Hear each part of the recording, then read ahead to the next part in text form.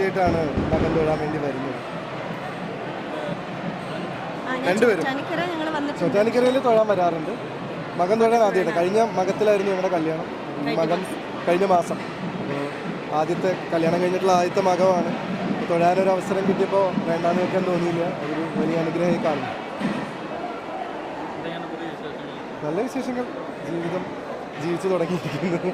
പുതിയ ജീവിതം, പുതിയ ചാപ്റ്റർ. പരിപാടികളിലേക്ക് നല്ല സ്റ്റാർട്ട് ചെയ്ത് തുടങ്ങി. ഷൂട്ടൊക്കെ തുടങ്ങി. ഒന്നും കമ്മിറ്റ് ചെയ്തിട്ടില്ല. ഇങ്ങനെ ഓരോ സ്റ്റോറി കേൾക്കുന്നുണ്ട്, സിനിമയും വരുന്നുണ്ട്. നോക്കിയിട്ട്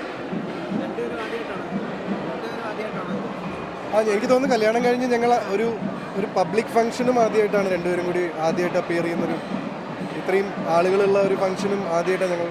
അത് ഇതുപോലൊരു ചടങ്ങിൻ്റെ ഭാഗമാവാൻ സാധിച്ചതിൽ ഒരുപാട് സന്തോഷമുണ്ട്. രണ്ടുപേരും ആദ്യമായിട്ടാണ് മകൻ തൊഴുന്നത്.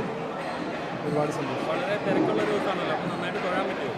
കുറച്ച് നേരം ഞങ്ങൾ സമയം എടുത്തുള്ളൂ. ഞങ്ങളും കുറേ നേരം നിന്നിട്ടാണ് തൊഴുന്നത്. അപ്പോൾ നമുക്ക് മനസ്സിലാവുന്നുണ്ട്, ആ തിരക്കിൻ്റെ ഒരു അവസ്ഥ മനസ്സിലാവുന്നുണ്ട്. ഇതിൻ്റെ ഇടയിലും ഞങ്ങൾക്ക് ഒരു നിമിഷം ഒരു അവസരം കിട്ടി എന്നുള്ളതിൽ ഒരുപാട് സന്തോഷം.